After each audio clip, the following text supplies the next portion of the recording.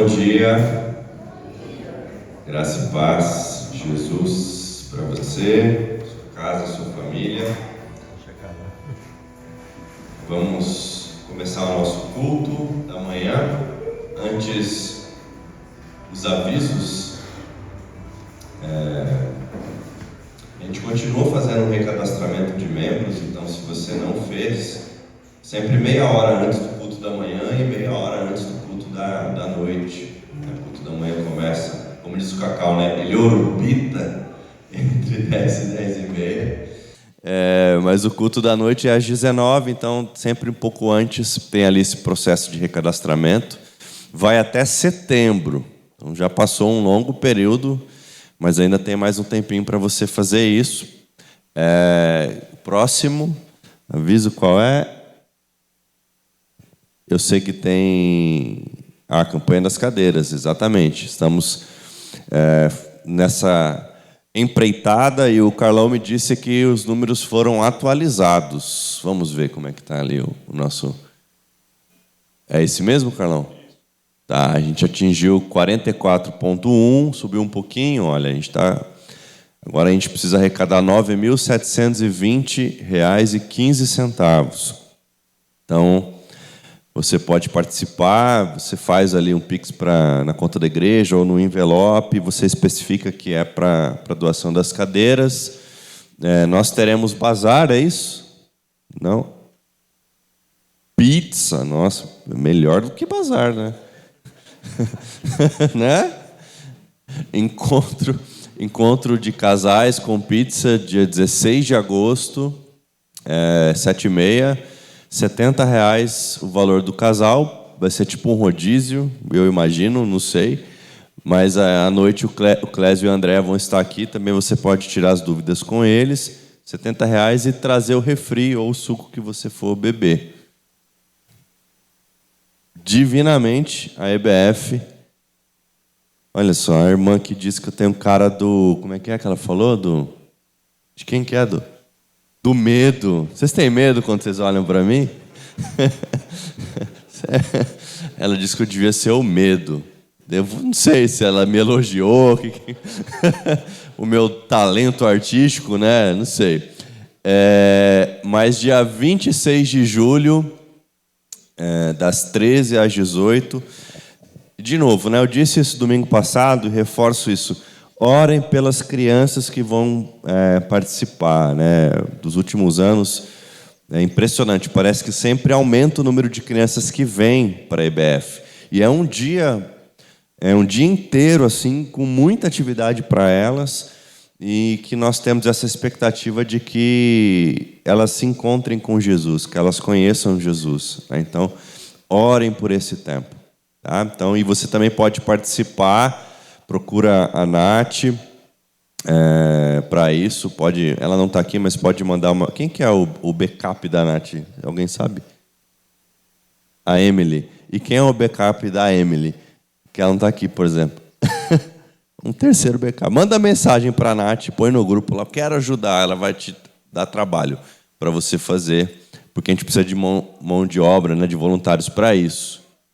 Acabou? É isso. Vamos orar então. Deus, nosso Pai bendito, te agradecemos, Senhor, porque nós temos o privilégio de te buscar com a certeza de que te encontramos, de que o Senhor está sempre disponível, acessível, perto. Obrigado, Jesus. Obrigado, Jesus. Senhor, enquanto nós te adoramos nesta manhã, que o teu Espírito Santo encha-nos com a tua presença, Pai. Vem sobre nós, Senhor. Em nome de Jesus. Amém. Convido você a ficar em pé. Vamos juntos adorar o nosso Senhor com algumas canções, exaltando o nosso Deus Criador, Deus poderoso, Deus sobre todas as coisas.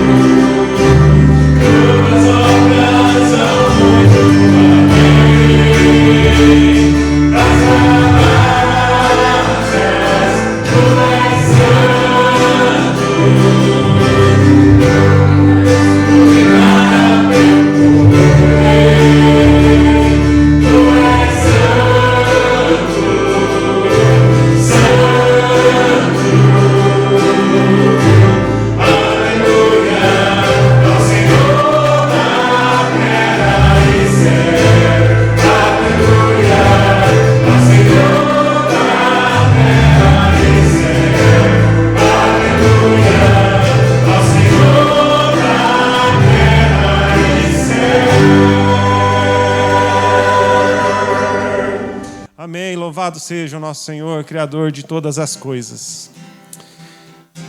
E não há ninguém melhor para conhecer a sua criação do que o seu Criador, não é verdade?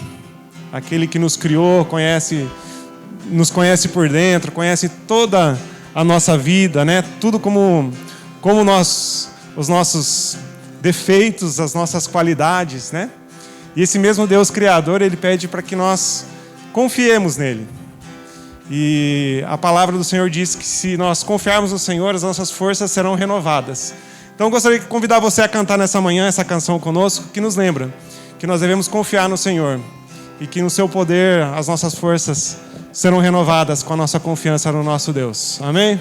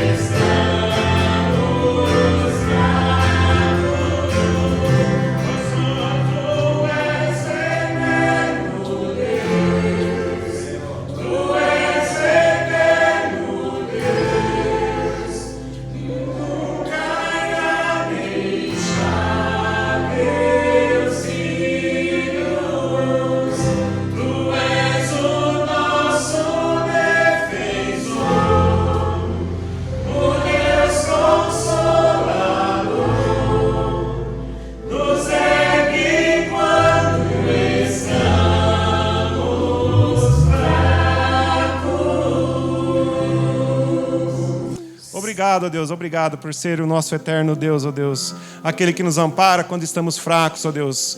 Que é a nossa força na nossa fraqueza, ó Deus. Que as nossas forças possam ser renovadas nessa manhã, ó Deus. Pois confiamos em Ti, sabemos que o Senhor é um Deus que nos ama, que cuida de nós e que a cada dia tem derramado das Suas misericórdias, ó Deus, a cada manhã sobre as nossas vidas, ó Deus. Obrigado por essas canções e nos fale agora através da Tua palavra. Usa mais uma vez o Teu servo Ranieri nessa manhã, ó Deus. Fale aos nossos corações. É assim que oramos nesse momento, em nome de Jesus. Amém. Amém.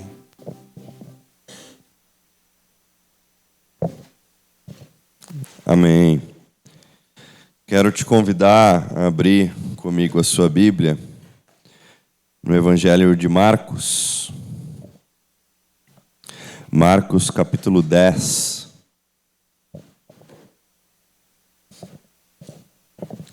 Marcos capítulo 10, nós leremos a partir do versículo de número 32. Essa é, se eu não estou com a conta equivocada, a 13ª mensagem dessa série que nós temos falado sobre uma igreja salutar, e é também a penúltima. A última mensagem será pregada pelo nosso pastor Cacau. E na mensagem de hoje nós falaremos sobre como, na verdade, que igrejas saudáveis, igrejas salutares, elas cultivam uma cultura de serviço. E cultivar uma cultura de serviço é, em certa medida, rejeitar a cultura de celebridade, muito presente nas igrejas. E eu quero ler com vocês esse trecho do Evangelho, para que a gente converse, pense junto a respeito disso. Então, Marcos, capítulo 10, a partir do versículo 32. Eles estavam em viagem subindo a caminho de Jerusalém. Jesus caminhava à frente deles. Os discípulos estavam admirados e as pessoas que o seguiam estavam com medo. Mais uma vez, ele chamou os 12 à parte e começou a lhes ensinar o que haveria de acontecer com ele. Vejam, estamos subindo para Jerusalém. O Filho do Homem será entregue aos principais sacerdotes e aos escribas, e eles condenarão à morte e o entregarão aos pagãos. Eles zombarão dele, cuspirão nele, vão açoitá-lo e matá-lo, e após 3 dias ele ressuscitará, disse Jesus. Tiago e João, filhos de Zebedeu, vieram até ele. Disseram: Mestre, queremos que o Senhor nos conceda tudo o que lhe pedirmos. O que é que vocês querem que eu faça por vocês? O que querem que eu faça por vocês? Perguntou Jesus. Conceda-nos que, quando o Senhor estiver em toda a sua glória, um de nós se assente à sua direita e o outro à sua esquerda. Vocês não sabem o que estão pedindo, respondeu Jesus. Podem beber do cálice que vou beber? Podem receber o batismo que vou receber? Sim, responderam eles. Podemos, Senhor. Jesus disse aos discípulos: Bem, vocês beberão o cálice que eu bebo, vão receber o batismo que eu recebo, mas quanto a quem se sentará à minha direita e à minha esquerda, isso não é comigo. Os lugares já foram determinados. Quando os outros discípulos ouviram, ficaram indignados com Tiago e João. Jesus os chamou para si e disse o seguinte para os discípulos: Vocês sabem como é nas nações pagãs. Pensem em como os chamados soberanos agem. Eles dominam seus súditos. Os superiores e poderosos mandam no restante do mundo. Mas não deve ser assim com vocês. Quem quiser ser grande entre vocês deve se tornar servo. Quem quiser ser o primeiro deve se tornar escravo de todos. Vocês não enxergam? O Filho do Homem não veio ser servido, veio ser servo e dar a vida em resgate por muitos. Vamos orar mais uma vez? Deus, nosso Pai, obrigado porque essa é a Tua palavra para nós nessa manhã. Que o Senhor, por meio do Teu Espírito Santo, conduza-nos nesse tempo, fale conosco, que apesar de mim o Teu Espírito sopre sobre os nossos corações da Tua boa palavra para essa manhã, Senhor. No nome de Jesus. Amém. Os discípulos, eles estavam aqui nessa caminhada com Jesus. E comece a pensar que tipo de resposta você daria para o seu mestre se ele te dissesse essas palavras que foram ditas no início do caminho, pelo menos no início dessa passagem em que nós evidenciamos que eles estavam no caminho com Jesus, numa direção de algum lugar.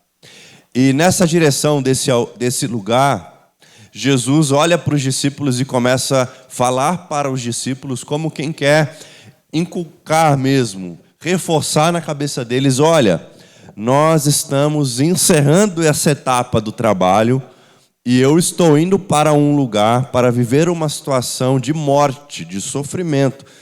Eu vou morrer. Eu vou ser crucificado.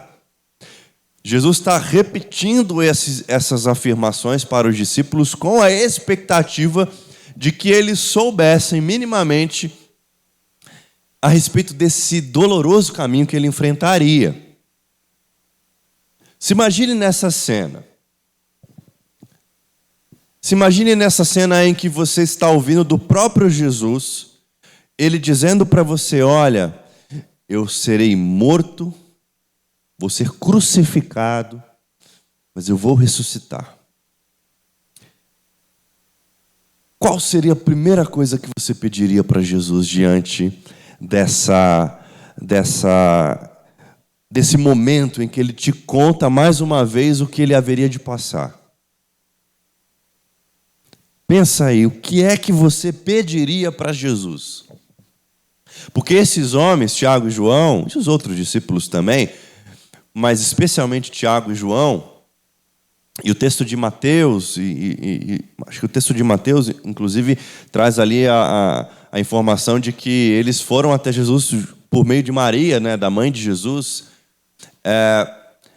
Esses homens, eles tinham um pedido, eles tinham um desejo, eles queriam pedir algo para Jesus. A primeira coisa que eles pedem para Jesus, depois desse momento em que Jesus diz a eles: olha, eu vou ser crucificado, morto. Há um caminho de tormento, de dor, de sofrimento me esperando. E aí esses homens, eles pedem o seguinte: Senhor, nós queremos te pedir uma coisa, mas o Senhor vai fazer? Eles colocam Jesus quase que numa armadilha, né? Eles têm essa expectativa de que, olha, se Jesus se comprometer comigo de que ele vai fazer o que eu quero pedir para ele, então eu posso pedir o que eu quiser.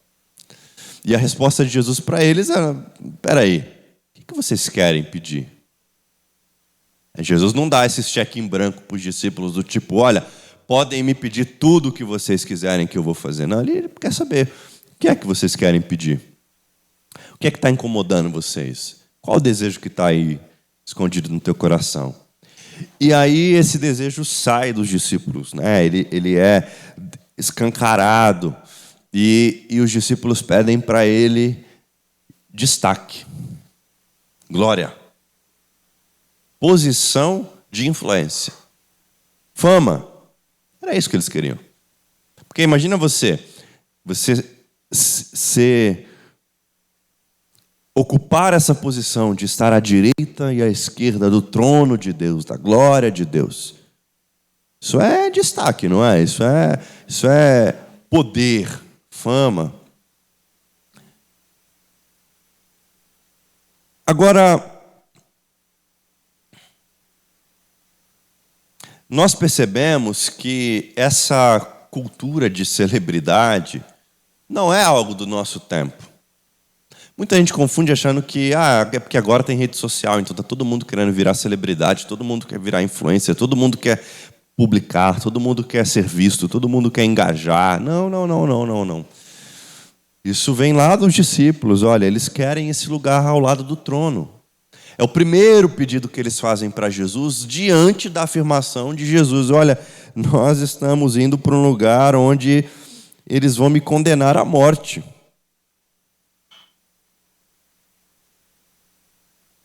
Qual é a nossa pergunta para Jesus? Qual é o nosso pedido para Jesus diante do momento em que ele nos diz, olha, vão me condenar à morte?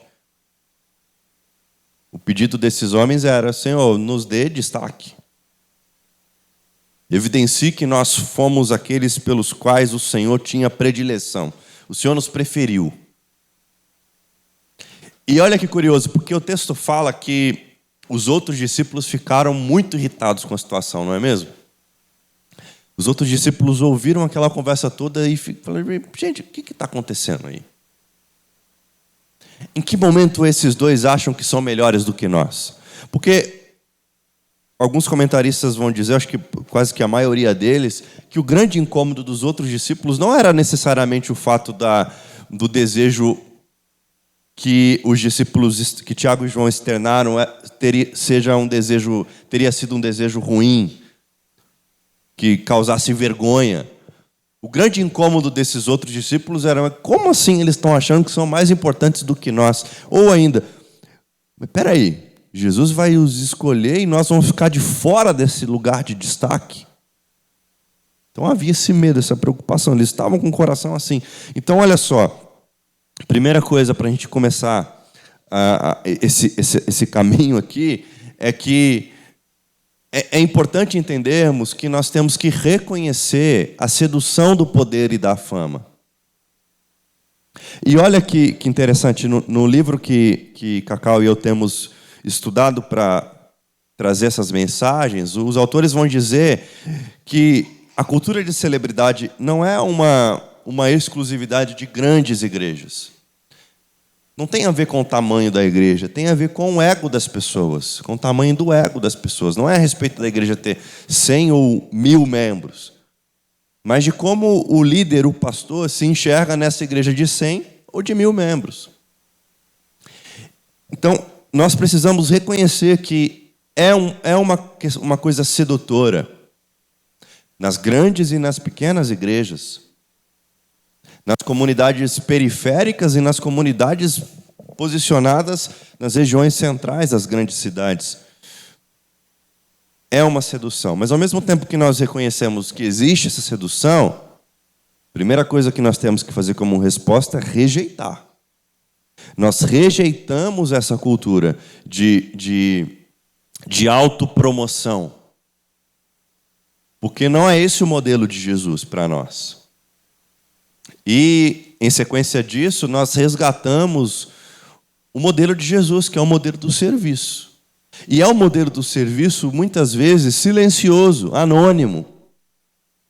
Fora dos holofotes, fora do púlpito, fora do microfone, fora das câmeras, fora dos ambientes em que estamos sendo vistos, porque nós não servimos, ou pelo menos não devemos servir a Jesus com a expectativa de sermos lembrados, de sermos vistos, de sermos citados, de sermos reverenciados.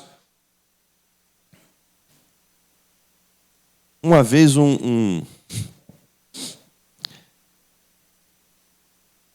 uma vez eu era pastor auxiliar e o pastor titular ficou incomodado com o fato de que eu não citava nas pregações. E aí ele me cobrou, do tipo assim, olha, você não me cita nas suas mensagens. Pessoas vão achar que eu não sou uma referência para você. Eu olhei para aquilo e falei, caramba, que verdade, não cito, mas verdade, você ainda não é. Mas por que isso está te incomodando? Porque o modelo de Jesus, gente, não é um modelo que exige glória para si. Jesus não veio atrás de holofote, de aplausos.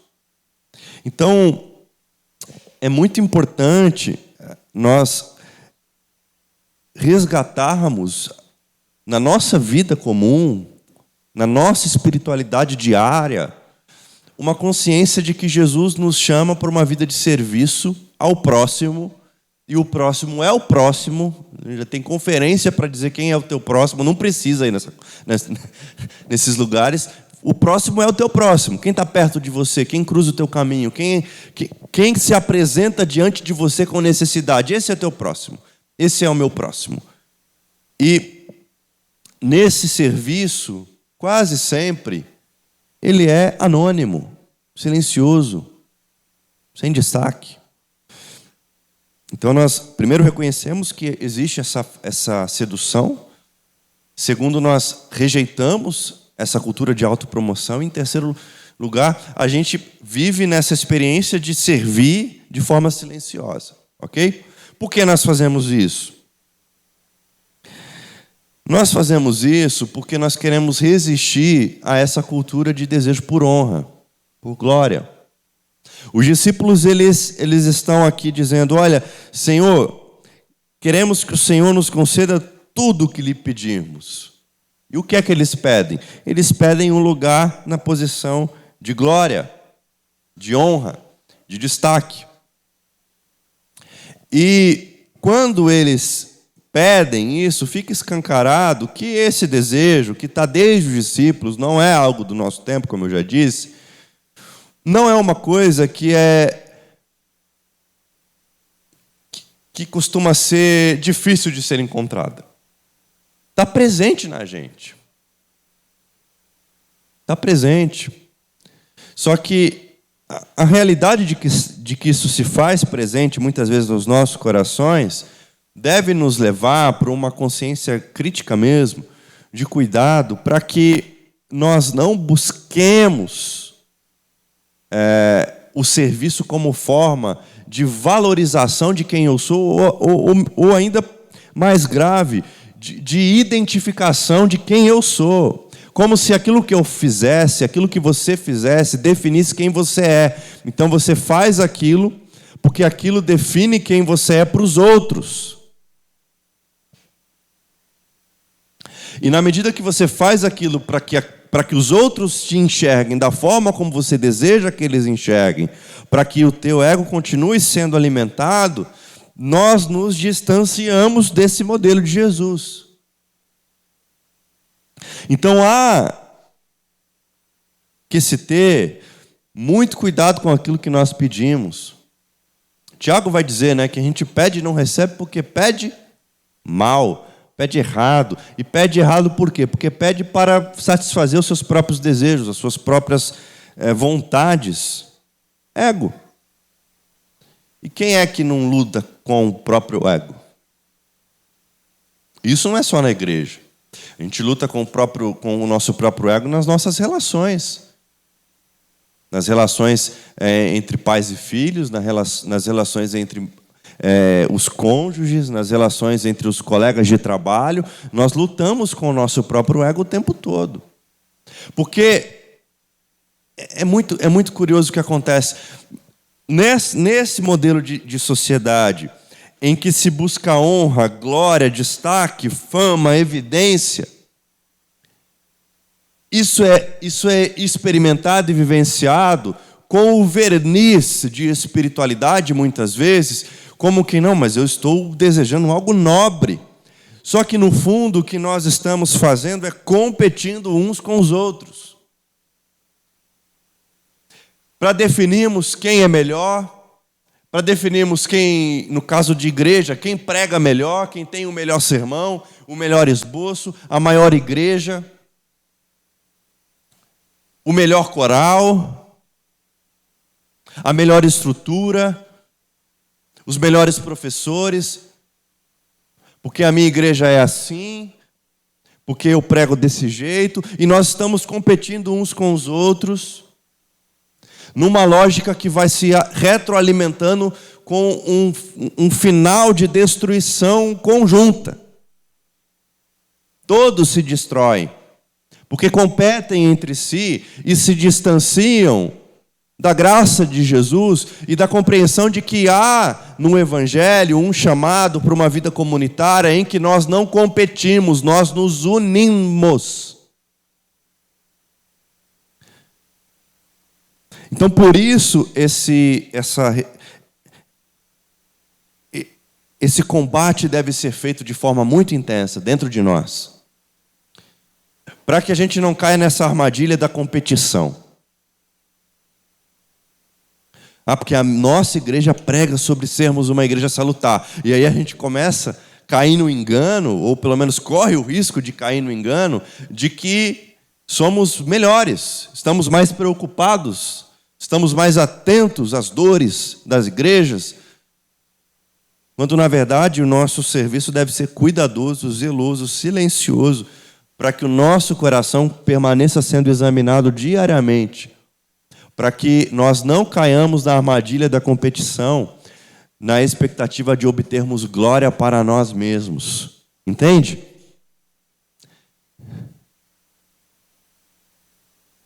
E por que é que nós queremos resistir a essa cultura e por que é que nós queremos buscar uma forma de viver e de ser igreja e de se relacionar com o mundo, de que nós não passamos a competirmos uns com os outros com o objetivo de obtermos glórias para nós mesmos? Nós lutamos por isso porque nós não queremos dominar os outros.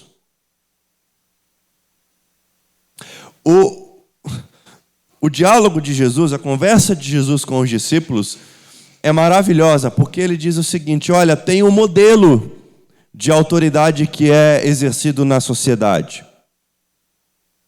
As pessoas da sociedade, elas governam dessa forma, elas lideram dessa forma, elas exercem poder dessa forma. E qual é essa forma?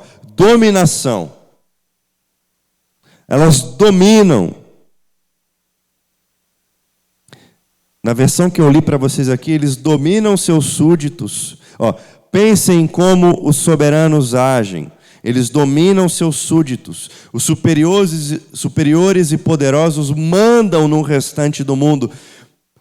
Então, existe uma forma, certo?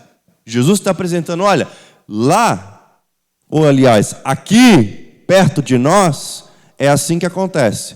Dominação, autoritarismo, imposição. E ao mesmo tempo que Jesus apresenta esse modelo vigente do seu tempo, que olha só que curioso, né? Acontece ainda. Uma parte da aula do Carlos, o Juliano interrompe dizendo, né? Olha, parece até com o Brasil. Olha que curioso, mais uma vez, né? Parece até com a nossa realidade. É assim que acontece, e não é novidade. E Jesus, diante dessa constatação, ele diz o seguinte: olha, mas não deve ser assim entre vocês. Não pode ser assim entre vocês. Jesus está diante dos discípulos como quem diz: olha, eu quero apresentar para vocês um novo jeito de se relacionar. Eu quero apresentar com vocês um novo jeito de exercer liderança. Eu quero apresentar para vocês um novo jeito de pastorear. E que jeito é esse? Quem quiser ser grande entre vocês, deve se tornar servo. Então, a realidade de uma comunidade de Jesus, e é isso que nós somos, amém? Uma comunidade de Jesus. A realidade de uma comunidade de Jesus é de pessoas que estão resistindo à lógica dominante do mundo. A lógica dominante do mundo, ela não é uma lógica política, não é uma lógica partidária. A gente fica brigando muito por causa disso, a gente perde tempo e visão do que está realmente acontecendo. A nossa lógica dominante do mundo é uma lógica em que as pessoas estão exercendo autoridade dominadora sobre os outros. Isso invadiu as igrejas no Brasil. E vocês sabem, eu lido com isso com muita frequência no meu trabalho como jornalista, né? Inclusive, numa reportagem que eu escrevi essa semana, que vai ser publicada em breve, outro contexto de dominação de pessoas que são levadas ao suicídio. Tamanha a pressão que é feita na cabeça das pessoas. Então isso é muito sério. Então, se há um modelo que nós devemos resistir, também há um modelo que nós devemos seguir. também há uma forma para a gente aprender a ser gente no mundo como foi gente de verdade Jesus. E ele diz para nós o seguinte: olha, quem quiser ser grande entre vocês deve se tornar servo. Como é que nós resistimos à cultura de celebridade e construímos uma cultura de serviço na igreja? Nos afastando da busca por evidência, por destaque e por holofote, e nos lançando na missão de Jesus de servir as pessoas. Serviço.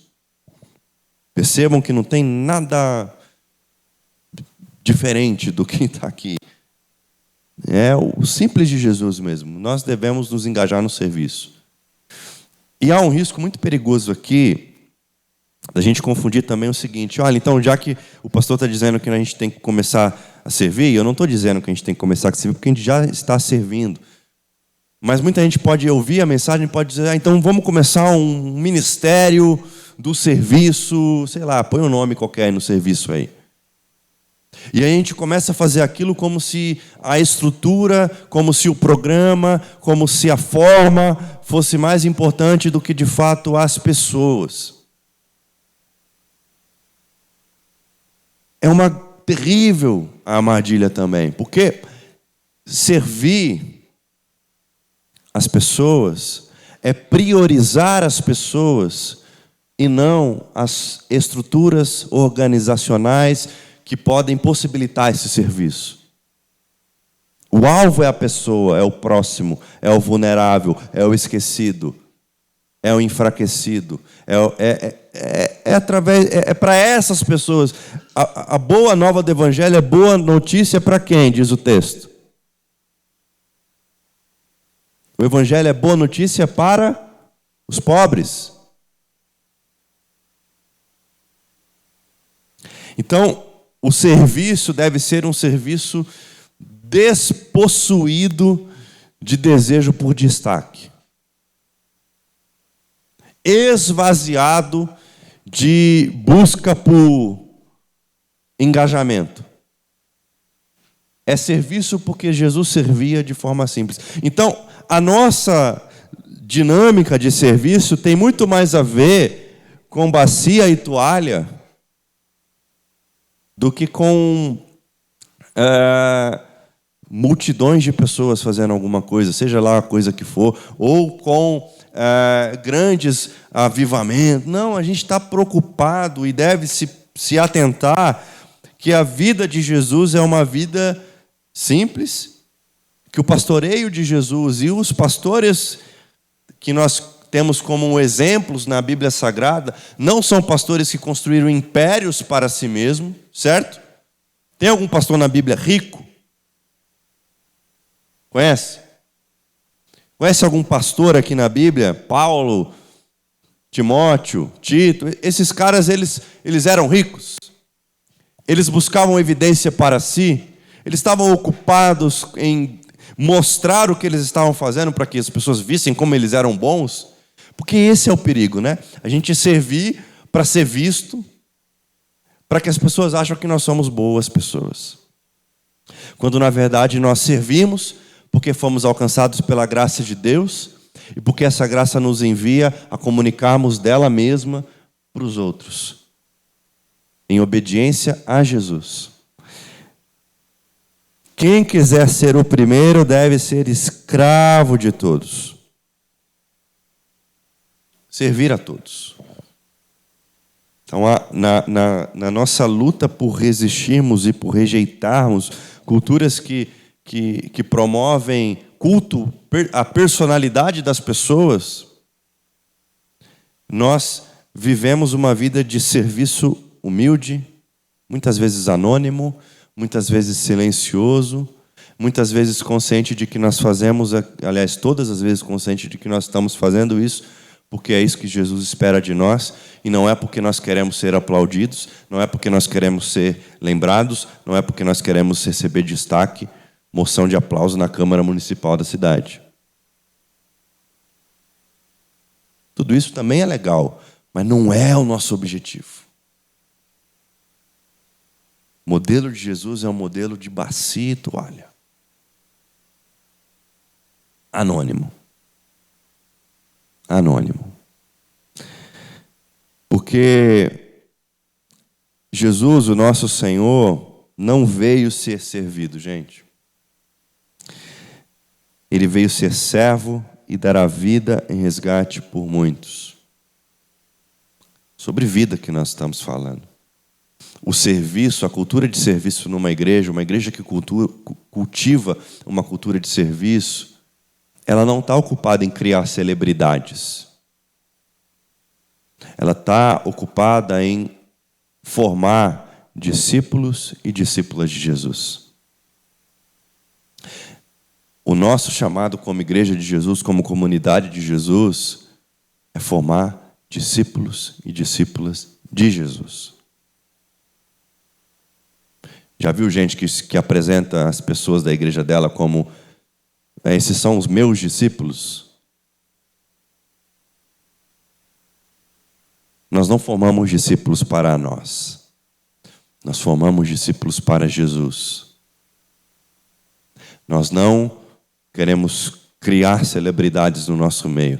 Nós queremos formar adoradores que adoram o Pai em espírito e em verdade. Nós queremos construir uma comunidade em que pessoas entendam, absorvam, de que o grande chamado delas é lavar os pés uns dos outros, em obediência e em amor a Jesus, com a convicção de que esse novo modelo de vida que Ele veio nos ensinar não é simplesmente um modelo diferente do que está por aí no mundo, mas é uma forma da gente aprender a ser gente de verdade. Como é que nós nos tornamos seres humanos de verdade? Olhando para o grande ser humano Jesus. Jesus, o nosso Senhor, comendo da poeira dos pés das suas sandálias, abastecidos com o Espírito que Ele nos envia, para que tenhamos convicção de que Ele nos chamou, de que Ele nos resgatou, de que Ele nos chamou e de que Ele nos enviou. E se Ele nos enviou para servirmos uns aos outros. Amém? Vamos orar?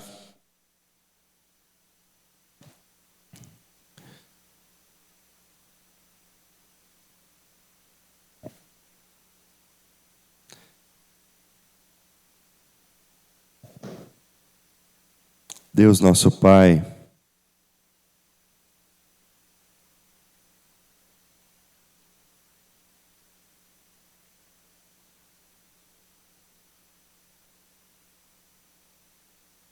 sim, Jesus.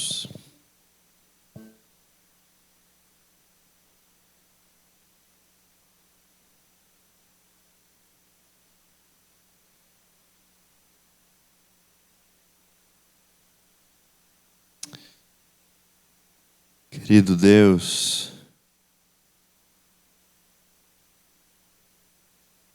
a grande verdade, Senhor, é que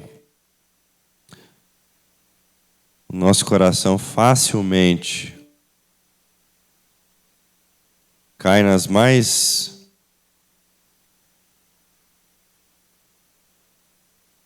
diversas armadilhas constantemente.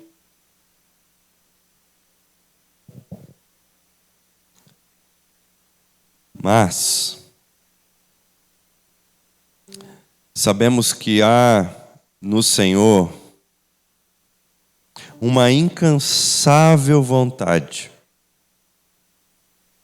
de nos resgatar diariamente, de nos trazer de volta para o Senhor diariamente, de nos encorajar diariamente, para que a gente possa, por meio do Teu Espírito Santo, entendermos aquilo que o Senhor espera de nós. Deus, tanto é falado por aí sobre aquilo que nós não podemos fazer, ou da ideia daquilo que não se pode fazer, e criam das coisas mais absurdas possíveis, quando na verdade o Senhor nos chamou para fazermos coisas. O Senhor estava mais ocupado em nos ensinar o que nós devíamos fazer. Porque ocupados com aquilo que o Senhor nos chamou para fazer, facilmente nós vamos entender o que nós não devemos fazer. Como, por exemplo, buscar glória para nós mesmos. Toda vez que nós estivermos ocupados com aquilo que o Senhor nos mandou fazer, tudo aquilo que nós estivermos fazendo para Jesus, do jeito de Jesus, com Jesus, todas as vezes que nós estivermos fazendo essas coisas, o Teu Espírito Santo mesmo nos ajudará a não buscarmos glória para nós mesmos. O problema é que muitas vezes nós não estamos fazendo as coisas do jeito de Jesus e com Jesus. Nós achamos que fazemos para Jesus, mas queremos fazer para Jesus do nosso jeito.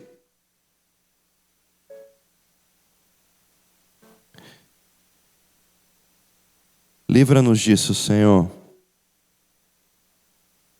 Livra-nos de nos tornarmos, de cairmos em armadilhas que nos levem a nos enganar em busca de glória, de holofote, de destaque, de evidência. Não é sobre sermos uma igreja com notoriedade na cidade, mas é sobre sermos uma igreja que comunica o Teu Evangelho, servindo as pessoas que estão próximas de nós. Quando ninguém está vendo, quando não tem ninguém para me aplaudir, quando não tem ninguém para me filmar, para me marcar numa rede social, que nesses momentos, Senhor, eu e cada um dos meus irmãos e irmãs, tomemos a decisão de Te servir, não por outro motivo, senão por gratidão e amor ao Senhor. Ajuda-nos, Senhor. Ajuda-nos, Senhor. No nome de Jesus. Para a glória de Jesus. Para o nosso bem. Amém. Deus te abençoe. Bom domingo. E até a noite, se assim você puder estar conosco.